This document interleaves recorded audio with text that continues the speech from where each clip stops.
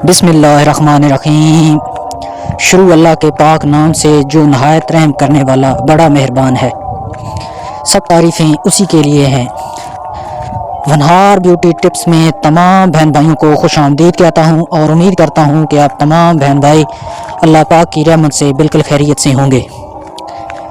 दोस्तों, आज एक नई वीडियो के साथ मैं आपकी खिदमत में हाज़िर हूँ।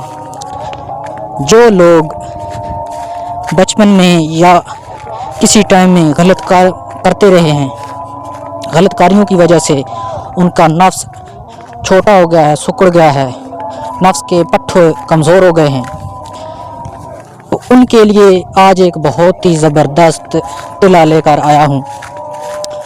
इसके इस्तेमाल से डैमेज नफ्स सोटे की तरह हो जाएगा। वो लोग बिल्कुल परेशान ना हों जो लोग इस मसले की वजह से परेशान हैं।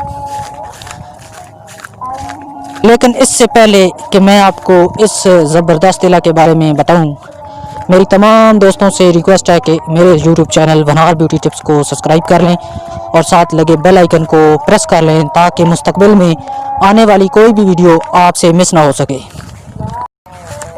तो सबसे पहले नुस्खा नोट फरमा लीजिए।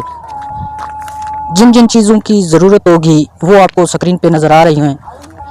ये तमाम चीज़ें आपने अंसार स्टोर से ले लेनी है।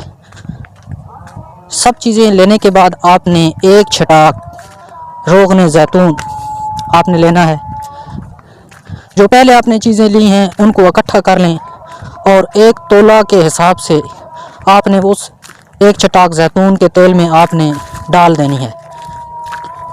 अब अच्छी तरह मिक्स करके आपने इसको चूल्हे पे चढ़ा दें और नीम आग पर, हल्की आग पर आपने इसको 1 घंटे के लिए इसको ऊपर पड़ा रहने देना है।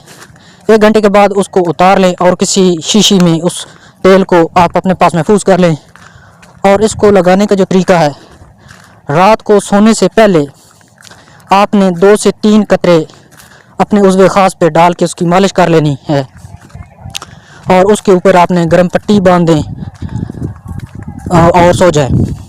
सुबह उठकर नीम गर्म पानी के साथ उसको धो लें। जितनी भी परेशानियां हैं वो ख़त्म हो जाएंगी।